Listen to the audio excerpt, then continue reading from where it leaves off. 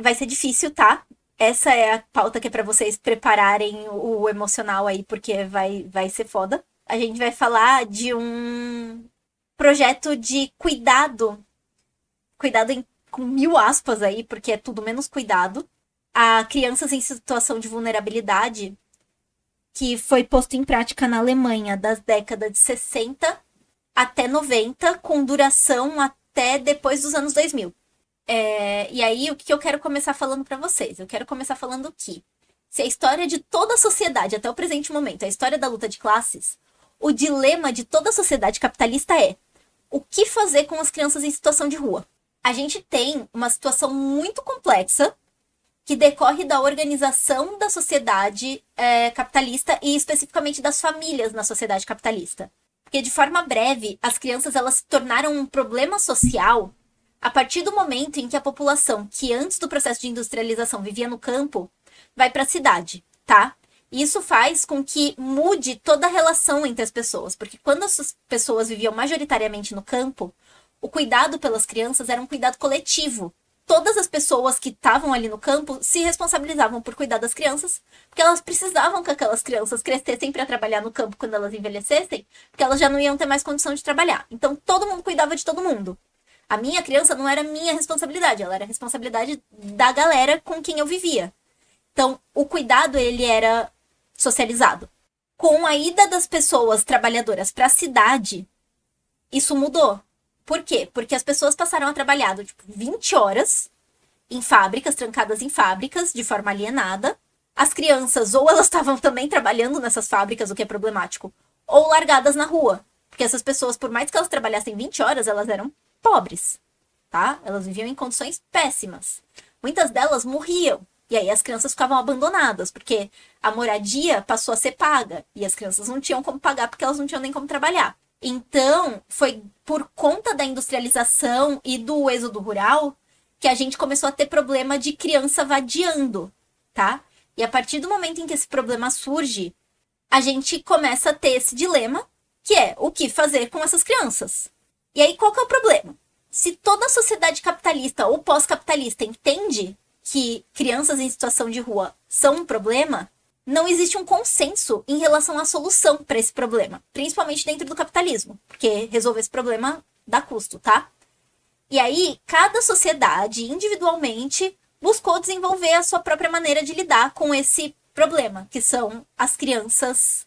E aí a gente tem historicamente vários termos, tá? Crianças vadias, a gente tem crianças em situação de rua, crianças mendigagem, etc, né? E aí, às vezes de formas efetivas e às vezes de formas ruins, essas sociedades foram implementando programas para lidar com essa situação. Mas nenhuma, e eu afirmo isso com tranquilidade, nenhuma sociedade encontrou uma solução tão ruim quanto a da Alemanha na década de 1960. Vocês não estão preparados para isso, tá? Mas o que a Alemanha propôs na década de 1960, especificamente ali em Berlim, na região de Berlim, foi colocar crianças em situação de rua sob os cuidados de... Eu não posso falar a palavra, tá? Convictos, tá? Condenados por... É isso. E antes de continuar, eu vou pedir para quem chegou agora deixar o like. Se ainda não for inscrito, se inscreve no canal. E caso você queira, caso você possa, a gente tem o Apoia-se, que ajuda a financiar o canal. Então, entrem no Apoia-se, tornem-se apoiadores. Vai aparecer o QR Code do LivePix aqui. Então, quem quiser mandar LivePix, manda LivePix. E tem o Superchat também. Então, apoiem o canal, por favor, porque pesquisar esse roteiro foi enlouquecedor. Vocês vão descobrir o malabarismo que foi feito justificar isso, tá? Eu nem fiz rodeio pra avisar o que foi feito, porque não tem porquê eu esconder. Quando eu comecei o roteiro, eu ia colocar lá pro final só qual que era a solução.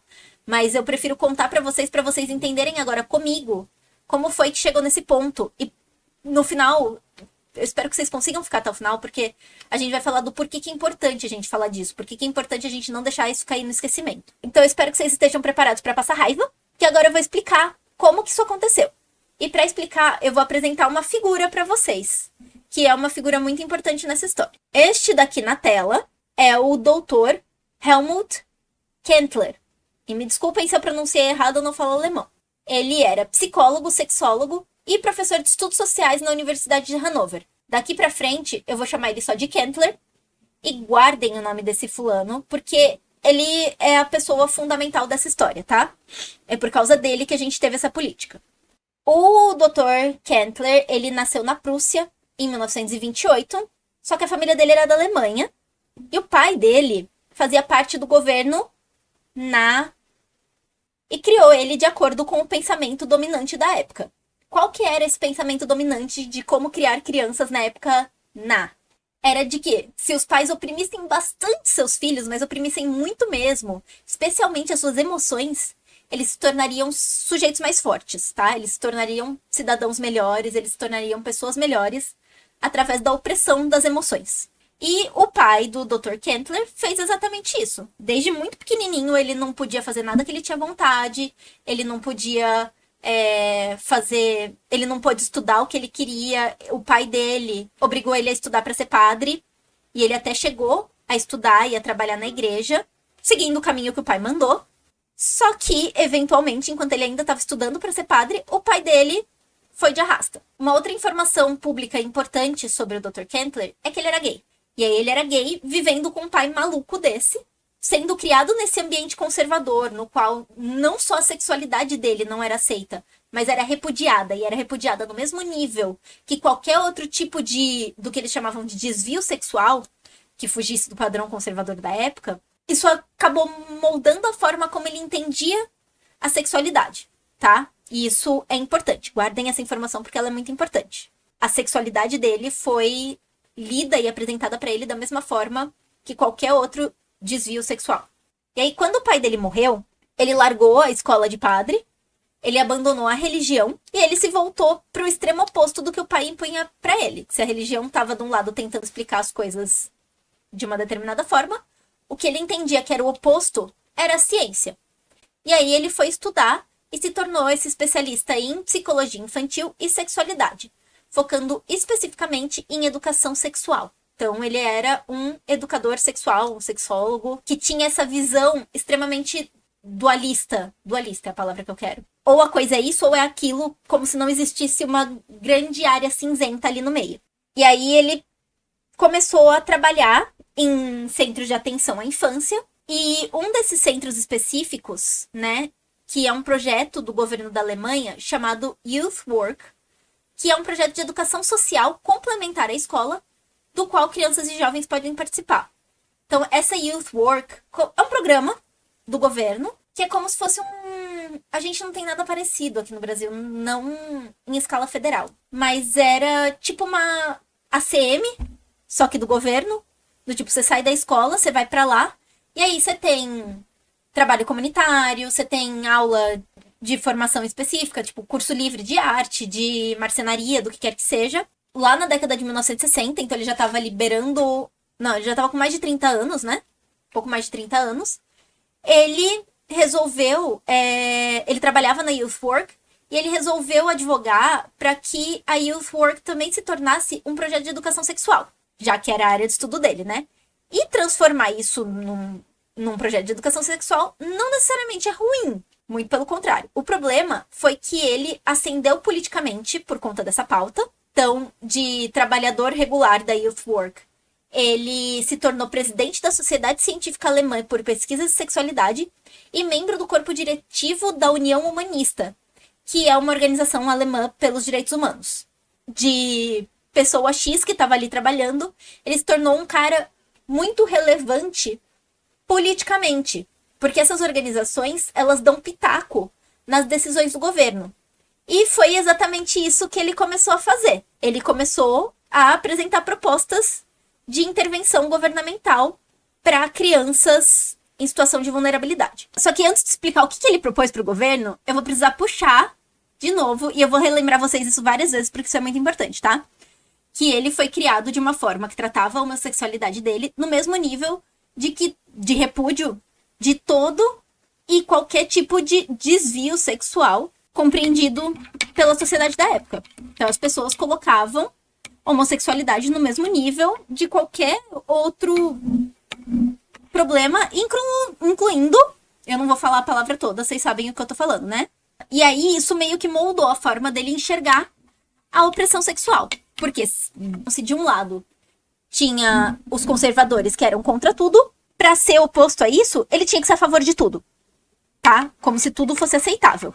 E quando eu digo tudo, eu quero dizer tudo mesmo, tá? E aí, por que eu tô apontando isso? Que a gente precisa entender que não existe só gente boa e gente ruim no mundo. A gente pode se deparar, quando a gente vai estudar história, com uma pessoa que foi vítima de uma determinada opressão e ainda assim era um baita pau no cu, tá? E é o caso do Dr. Kentler. Ele foi, sim, vítima de uma criação horrível, de um pai mas ele era um completo maluco. Ele trabalhava, né, desde a época que ele estava na igreja, estudando para ser padre, até depois que ele foi trabalhar para Youth Workers, com grupos de adolescentes. E aí foi nesse trabalho que ele teve contato com 2 grupos sociais, por assim dizer. Um deles eram as crianças e jovens em situação de vulnerabilidade e abandono familiar, e o outro, os P. Quando a gente fala de crianças e jovens em situação de vulnerabilidade e abandono familiar, a gente tá falando de criança em situação de rua, a gente tá falando de criança que faz trabalho sexual, a gente tá falando de criança que rouba, a gente tá falando de criança que não tem ninguém por elas no mundo, senão elas mesmas. E que foram abandonadas não só pela família, seja lá por qual motivo for, mas pela instituição Estado. Porque desde pequenas elas estão nessa situação de abandono. Quando ele teve contato com esse segundo grupo, os P, ainda que da posição de alguém que deveria prestar um apoio psicossocial para essas pessoas, ele meio que se compadeceu desses caras. Porque, vamos lá, todos esses caras com quem ele trabalhou, eles eram homens, então ele se identificava com eles, e eles diziam que o que eles sentiam pelas... Isso tá nos registros dele, tá nos poucos que sobreviveram, depois eu vou falar sobre. Esses P, eles diziam que o que eles sentiam pelas crianças era amor. E aí, ele fez a conclusão mais estúpida do universo, que era: se eu sou punido por amar outro homem, e isso é injusto, eles também estão sendo injustiçados, punidos por amar crianças. Tirando completamente a criança da equação ali, né? Porque tendo essa ideia, isso pra ele era muito forte, a ideia de que P amavam crianças, amavam romanticamente, tá? Ele acreditava piamente nisso. E aí, o que ele concluiu? Vendo essas crianças em situação de abandono, que o que elas precisavam era de amor. E quem amava crianças? Os P. E aí, qual foi o salto lógico absurdo que ele fez? A solução para o problema das crianças em situação de abandono seria serem levadas para morar com esses P. Afinal, ninguém daria para elas mais amor do que eles. Amor com 1000 aspas aqui, pelo amor de Deus, tá? Isso foi o que ele concluiu. Ele chegou à conclusão bizarra e absurda de que o que ia fazer bem para essas crianças era receber amor P convictos, tá? Pessoas que tinham sido condenadas por isso. E aí, vocês devem estar pensando, porque foi o que eu pensei. Que ideia maluca, doentia. Ninguém em sã consciência daria ouvidos pra isso. Ele deve ter caído no ostracismo depois dele ter proposto esse negócio. Dessa carreira dele, que tava em ascensão, deve ter despencado depois dele falar um bagulho desse. E eu adoraria encerrar a live dizendo isso. Só que não foi o que aconteceu. Ele não só convenceu as pessoas de que os P seriam bons cuidadores para essas crianças, com base nessa argumentação de que eles amavam elas, como convenceu porra do governo de que essa era uma boa ideia, o governo de Berlim, especificamente, tá? E aí, no final da década de 1960, ele deu início ao que ele chamou de experimento, e ele mandou dezenas de meninas e meninos, incluindo crianças que já eram trabalhadoras sexuais, ou seja, que já vinham sendo vítimas, dado, né, o contexto de abandono que elas viviam e dado que criança não consente. E essas crianças, essas meninas, esses meninos foram encaminhados para casa desses P's, que tinham respondido criminalmente por pedo e que recebiam um dinheiro mensal do governo para cuidar dessas crianças e ensinar para elas o que era amor livre, tá? o experimento, ele era bausado, eu tô ficando até... O experimento, ele era baseado na ideia de que os P's iam ensinar essas crianças a amar livremente, que o amor, ele pode se dar de todas as formas. Menino e menina, menina e menina, menino e menino, adulto e criança. Então, era isso que ele defendia, que toda forma de amor era livre. E é muito surreal ler isso, porque ao mesmo tempo que ele foi um nome proeminente na luta por direitos homossexuais na Alemanha, ele fez isso. Outro propósito desse experimento dele era inibir o pudor sexual da sociedade. Ele era contra a sociedade ser tão pudorosa, porque ele achava que era aí a raiz dos preconceitos. Completamente maluco, tá? E aí ele recebeu apoio político e financiamento do governo, além de endosso de um monte de profissional, tá? Profissional da educação, galera da... como que é? Assistência social, filântropos, gente rica que investia dinheiro para que ele fizesse isso, e diferentes governantes para dar continuidade para esse experimento, no qual ele mandava crianças em situação de vulnerabilidade para casa de P's para que eles cuidassem dessas crianças. Tem um motivo pelo qual a gente sabe que isso aconteceu e que isso aconteceu por mais de 3 décadas. E vocês vão ficar em choque quando vocês souberem, pelo menos eu fiquei, tá? A gente só sabe disso porque ele próprio, o Dr. Kentler, tornou isso público. Então ele veio a público falar que ele fez esse experimento por mais de 3 décadas, tá? Nas palavras dele, o programa que tinha o propósito de reintegrar essas crianças à sociedade e permitir que eles se tornassem adultos maduros foi um completo sucesso.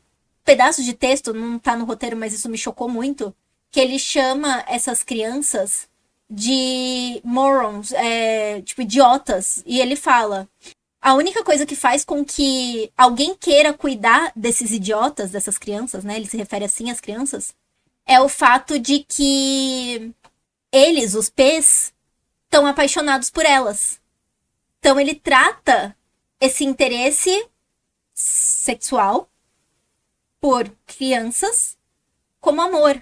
E assim, é de conhecimento que essas crianças sofriam abuso, o tipo de abuso que vocês estão pensando mesmo, para além de todos os outros tipos de abuso, que é você colocar uma criança para morar numa casa de uma pessoa convictamente criminosa. Qual que é o ponto aqui? Ele só veio a público para falar desse experimento mais de uma década depois que o Estatuto de Limitação, que é aquele tempo que o crime prescreve, já tinha passado. Então ele esperou uma década para falar sobre o experimento.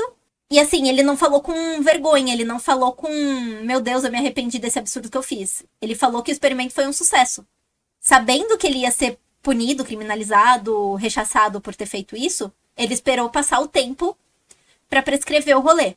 E aí ele falava, quando ele veio a público falar, ele disse que o experimento, ele ajudaria as crianças a reganhar estabilidade social através da exposição aos pedos. Tinha consciência, né, de que foram performados atos de forró deitado. Eu vou retomar o meme de outra live, porque eu não quero ficar falando a palavra pra não derrubar a live. E aí, quando ele veio a público e falou desse experimento, é muito doido o tipo de coisa que acontece em nome da ciência, né? Então, eu tô usando aspas aqui, mas eu acho que é um bom momento pra gente pensar em como ciência não necessariamente é ética, tá? De como é importante a gente discutir a ética na ciência. Porque isso foi feito em nome da ciência e muitas outras atrocidades foram feitas em nome da ciência, tá? E quando eles veio a público falar sobre isso, o governo financiou uma cientista política, que chama Teresa Nentwig, investigar o que eles chamaram de incidente. E ela descobriu não só que dezenas de adolescentes tinham passado por isso, mas que os documentos que registravam repasse de verba, registros do experimento e coisas do tipo, foram queimados para que as pessoas que viabilizaram isso não pudessem ser identificadas. Então, até hoje, ninguém sabe quem financiou essa merda. Quando isso veio a público, surgiram matérias de jornal falando sobre. E através dessas matérias de jornal que descobriram que dezenas de outras pessoas foram vítimas desse experimento, entre aspas, né? Eu abri uma matéria aqui que é do The New Yorker. Eu vou ler um trechinho da matéria só para vocês entenderem a seriedade, tá? Em 2017, um homem alemão chamado Marco, eu não sei se é o nome verdadeiro, leu um artigo num jornal de Berlim com a foto de um professor que ele reconheceu da infância dele. Primeira coisa que ele notou... O artigo é bem romantizado, tá? Eu tô traduzindo direto do inglês. Então ele fala... Primeira coisa que ele notou foram os lábios do homem. Eles eram finos, quase não existentes. Um traço que o Marco sempre achou repelente.